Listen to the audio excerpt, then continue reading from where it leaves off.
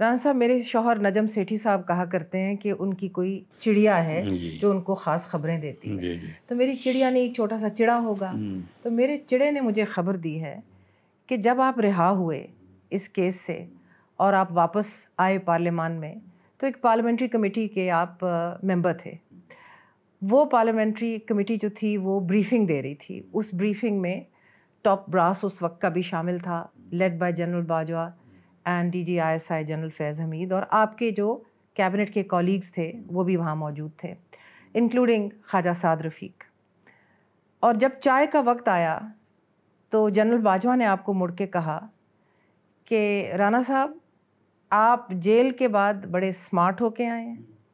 نہیں، کہتے ہیں کہ آپ جیل میں تو بڑے اسمارٹ ہو گئے تھے، تو اب آپ بڑے صحت مند ہو گئے ہیں.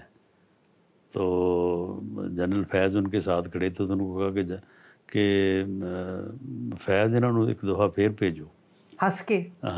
میں کہا باجوہ صاحب یہ جو تسی کیتا نا میرے خلاف مقدمہ بنایا ہے، میں کہا میرا رب انصاف کرے گا تو اسے دنیا چ کرے گا. تے وہ بالکل ہکا بکا ہو گیا. نہیں میں نہیں کیتا. میں کہا نہیں تو ہی کیتا.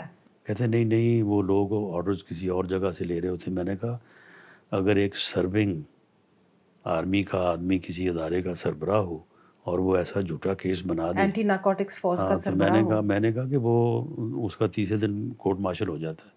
اور خواجہ سعد رفیق نے آپ کا بازو پکڑا میرا ان کے ساتھ اور جب پیچھے لے ذرا گئے. تلخ کلامی شروع ہوئی تو پھر خواجہ سعد رفیق اور اعظم نذیر تارڑ جو تھے وہاں بھی موجود تھے.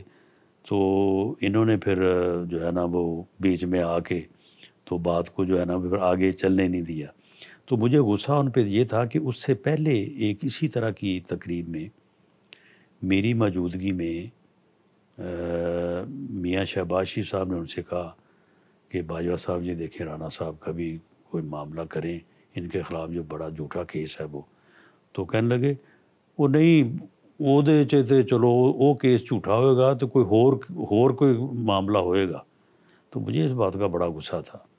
تو میں نے کہا کہ اور معاملے سارے آپ ڈھونڈتے رہے 7 مہینے تو ملا تو آپ کو کوئی نہیں. اس تو بعد میں پھر انہوں نے کہا نا خواجہ سعد رفیق نو تے اعظم نذیر تارڑ نو، میں کہا یار تسی کی کیتا، تسی وچ پے گئے. تو میں کہا گل ਉਹਦੀ ਸਾਈਡ ਲੈ ਲਈ. ਮੈਂ ਕਿਹਾ ਤੁਸੀਂ ਮੈਨੂੰ ਕਹਿੰਦੇ ਨਹੀਂ ਰਾਣਾ ਸਾਹਿਬ ਨਹੀਂ ਰਾਣਾ ਸਾਹਿਬ. ਉਹ ਮੈਨੂੰ ਕਹਿਣ ਲੱਗੇ ਕਹਿੰਦੇ ਉਹ ਗੱਲ ਇਹ ਆ ਕਿ ਉਹਨੂੰ ਜਿਸਲੇ ਤੂੰ 2 ਵਾਰੀ ਕਿਹਾ ਨਾ کہ ਤੂੰ ہی ਕੀਤਾ, ਅਸੀਂ ਕਿਹਾ ਛੱਤ ਡਿੱਗ ਪੈਣੀ. آپ کا پھر ووٹ آف نو کانفیڈنس کامیاب ہو گیا. عمران خان کو آپ نے گھر بھیج دیا تھرو اے ڈیموکریٹک ڈیوائس. جی جمہوری قاعدہ تھا اس کے مطابق. لیکن مجھے یاد ہے کہ سیٹھی صاحب اور میں لندن میں تھے اور میاں صاحب بڑے میاں صاحب کے ساتھ ملاقاتیں ہوا کرتی تھیں. جو میرا اندازہ ہے وہ یہ کہتا ہے کہ میاں نواز شریف نے اس وقت کہا تھا کہ ووٹ آف نو کانفیڈنس کر لیں، ای وی ایمز کی لا ریپیل کر کے اسمبلیز کو ڈیزالو کریں اور باہر آ کے الیکشن لڑیں. ان کی حکم عدولی کیوں ہوئی؟ نہیں، ان کی حکم عدولی نہیں ہوئی.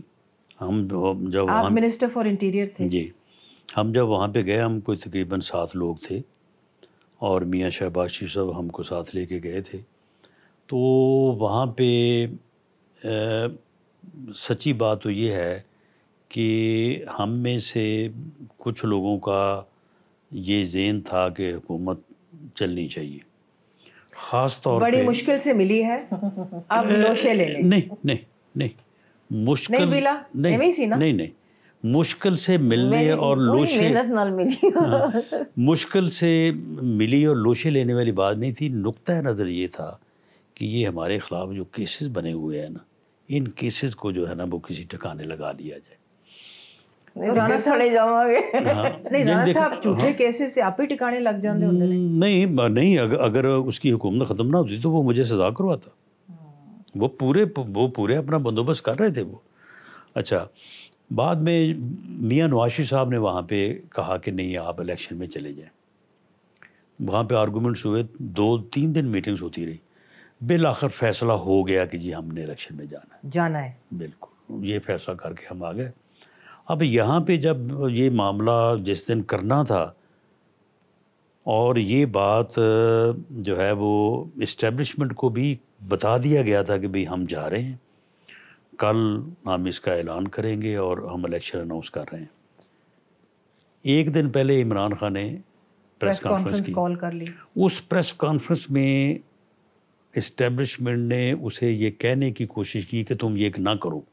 وہ اس وقت بھی واضح تھا، ہاں، شاہ محمود قریشی کہہ رہے تھے کہ یہ اناؤنسمنٹ مت کیجئے، اٹس اے ٹریپ۔ ہاں، تو اس نے جناب دھمکی دے دی کہ جی میں آ رہا ہوں ورنہ ڈیٹ اناؤنس کرو۔ وہاں پہ پھر صاحب نے کہا کہ جی اب اس کے آگے لگ کے دوڑیں گے تو پھر تو یہ ہمیں کسی جگہ رکنے نہیں دے گا، تو اب آپ یہ نہ کریں۔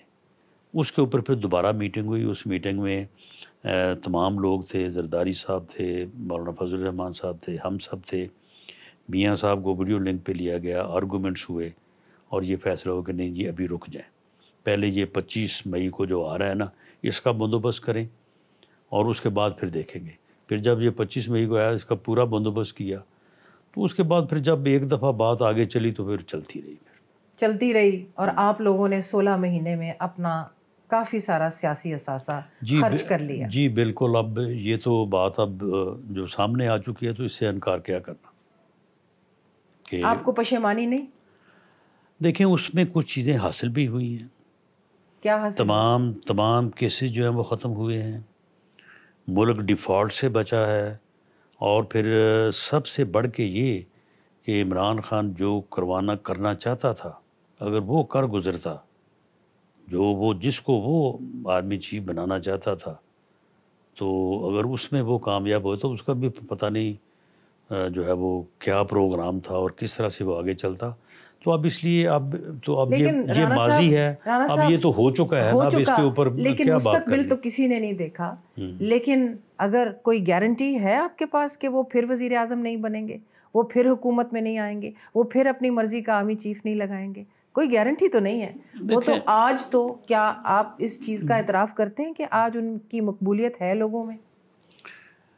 دیکھیں اس وقت جو مینڈیٹ سامنے آیا ہے اس میں اگر ان کی بات کو آپ وزن بھی دیں تو دیکھیں معاملہ یہ ہے کہ سندھ میں تو ان کا کوئی دعویٰ نہیں ہے، بلوچستان میں کوئی دعویٰ نہیں ہے، پنجاب میں وہ ایک بات کرتے ہیں، لیکن اس کے جواب میں جو ہے وہ ہمارا بھی یہ دعویٰ ہے کہ بھی ٹھیک ہے، جس طرح سے آپ نے 18 میں جو ہے وہ اس کو مسلط نہ کیا جاتا، RTS نہ بٹھایا جاتا تو پھر یہ آج تک کیسے پہنچتا؟ 18 کی الیکشن بالکل نواز شریف نے جیتی تھی اور ان سے لوٹی گئی، تو پھر اس میں تو کوئی شک نہیں ہے۔ Welcome back. رانا صاحب، 2024 کی الیکشن آپ نے لڑی، بیلا بہن نے بھی لڑی، شہریار نے لڑی، آپ اور شہریار ناکام ہوئے۔ کیوں ناکام ہوئے؟ اس کی کیا وجہ؟ دیکھیں اس میں جو میرا حلقہ ہے وہ لیبر ایریا ہے، وہاں پہ لوگوں نے یعنی وہ پاور لوم کا ایریا ہے، وہاں پہ لوگوں نے بجلی کے بلوں کی وجہ سے اپنی فیکٹریاں بند کی ہیں، پاور لومیں بیچی ہیں، مزدور بے روزگار ہوئے ہیں۔ پھر مزدور طبقہ جو ہے وہ مہنگائی کی وجہ سے بڑا پریشان ہے، تو ایک یہ مہنگائی کا بھی ایک بڑا اثر پڑا، اور اس کے علاوہ جو ہے وہ 16 ماہ کی جو حکومت تھی اس میں پھر لوگوں کا ایک آپ کے ہر بات کے اوپر لوگ حکومت کو ہی جو ہے وہ مورز الزام ٹھہراتے ہیں۔ دوسرا یہ مہنگائی جو ہے یہ ایسی تھی کہ یہ لوگوں کو بھولتی نہیں ہے، ہر مہینے بل آتا ہے بجلی کا، وہ ادا کرتے ہیں تو پھر گیس کا آ جاتا ہے، تو لوگوں میں اس چیز کی ناراضگی تھی۔ لیکن پھر بھی ایسی کوئی صورت نہیں ہے، میں 1,05,000 ووٹ لے کے 5 سال MN رہا ہوں۔ ویلا، آپ کا کیا خیال ہے؟ اب میں نے 1,13,000 ووٹ لیا ہے، آپ کا کیا خیال ہے؟ تو یہ ٹھیک ہے، کوئی 10-15,000 ووٹ زیادہ پڑ گیا ہمارے خلاف۔ آپ کا کیا خیال ہے کہ یہ 1,13,000 ووٹ جو رانا صاحب نے لیا ہے یہ کس کا ووٹ تھا؟ یہ صرف رانا ثناءاللہ کے نام کا ووٹ تھا، یہ پارٹی کا ووٹ نہیں تھا۔ لوگ پارٹی سے نالاں تھے۔ اور پارٹی کو ووٹ نہیں پڑا. نہیں پڑا. رانا صاحب بہت سے لوگ اس سچویشن میں تھے, آپ نے تو ٹھیک ٹھاک ووٹ لیے لیکن وہ پھر بھی جیت گئے, آپ کیوں نہیں جیتے؟ دیکھیں جی یہ تو الزام ہے نا. بڑے چلاک نے رانا صاحب, رانا صاحب نے نہیں قابو آنا ہے بیلا, تھوڑا بھی زندگی کا ہی تجربہ ہے, نہیں قابو آنا. یہ الزام ہے, اس کی تحقیقات ہونی چاہیے, عدالتیں ہیں, ٹریبیونل ہے, اگر کوئی غلط جیتا ہے تو ٹھیک ہے جی بالکل ٹھیک, اس کے خلاف فیصلہ آ جائے گا. ایبسلیوٹلی رانا صاحب, کیوں نہیں, چلو مان لیا ہے جی. اس کے بعد آپ نے ماشاءاللہ لیکن میں نے تو جو دیکھیں آپ نے تسلیم کیا, بالکل میرے ساتھ کسی نے دھکا نہیں کیا, کسی نے دھاندلی نہیں کی. آپ کو سلام ہے جی. میں کہتے تسی نہیں, جو رزلٹ آیا ہم نے تسلیم کیا. میں تک کار کیتا, میں کہ تسی کڑا جیت گئے ہو. کوئی نہیں, انہاں تسلیم کیتا ہے, بڑا دل ہے بھئی تسلیم کیتا. کئیاں نے نہیں تسلیم کیتا, تسی تسلیم کیتا, بڑی بردباری نال تسلیم کیتا. اس کے بعد ہم نے دیکھا کہ آپ ایک قسم کے آزاد پنچھی ہو گئے. کتنی پیاری وہ آزادی, یہ 2-3 مہینے جو گزرے, اب پھر آپ وزیر بن گئے ہیں, لیکن اس دوران لیڈ اپ ٹو اٹ آپ آزاد رہے ہیں, اپنی مرضی سے اٹھتے تھے, اپنی مرضی سے بولتے تھے, اب پھر قدغنیں لگ گئیں آپ پہ. نہیں دیکھیں, میں تو یہ سمجھتا تھا یا میری رائے تھی کہ پارٹی کا ایک بڑا آفس میرے پاس ہے, تو ہمیں ایک سیاسی بیانیہ کی طرف بھی تھوڑا سفر کرنا چاہیے, کیونکہ اس الیکشن میں مہنگائی اور 16 ماہ کی حکومت اور لوگوں کی ناراضگی کے ساتھ ساتھ ایک سیاسی بیانیے کی بھی ایک کمی تھی. تو ہم اس راستے پہ, میرا یہ خیال تھا کہ ہمیں چلنا چاہیے. تو یا وہ پھر بیانیہ اختیار کر لیں یا حکومت کر لیں, دونوں کام تو نہیں ہو سکتے. نہیں, میرا خیال تھا کہ چلو کچھ لوگ تو کریں نا, یعنی سارے حکومت نہ کریں. تو اس میں پھر میاں شہباز شریف صاحب کا یہ خیال تھا کہ اس طرح سے جو ہے نا وہ گورنمنٹ کے لیے جو ہے نا وہ پھر تھوڑا امبیرسمنٹ ہوتی ہے, تو آپ گورنمنٹ پوزیشن لیں اور اس کے بعد پھر جو بھی آپ بات کرنی چاہتے ہیں آپ کریں. تو یہ پھر معاملہ پھر ہم نے بڑے میاں صاحب پہ پارٹی لیڈر وہ ان کے اوپر چھوڑا تھا, تو پھر انہوں نے جو فیصلہ کیا ہم نے مان لیا. ہاں لیکن اب تو آپ یہ نہیں نہ کہہ سکتے کہ محسن نقوی صاحب کی بڑی بےایمانی ہے کہ انہوں نے وزارت عظمیٰ کی خواہش ظاہر نہیں کی. اگر وہ کرتے تو ہم کیا کر لیتے؟ نہیں یہ اب بھی کہہ سکتے ہیں, کہہ سکتے ہیں بالکل. چلو الفاظ کا تھوڑا بہت چینج کر لیں گے, لیکن کہہ دیں گے. کامیابی کی طرف بڑھنے کے لیے فرسٹ سٹیپ یہ ہے کہ آپ ناکامی تسلیم کریں. اگر آپ مانیں گے نہیں تو پھر کیسے بڑھیں گے آگے؟ تو ہمیں جو دھچکا لگا ہے اس کے اوپر میری میاں نواز شریف صاحب سے ایک سے زیادہ مرتبہ بات ہوئی ہے کہ ہمیں بیٹھنا چاہیے, بالکل سیدھی بات ایک دوسرے کے سامنے کرنی چاہیے کہ ہوا کیا ہے, کیوں ہوا ہے, کیسے ہوا ہے, تسلیم کریں, اور اس کے بعد پھر ہم اس کو آگے لے کے چلیں.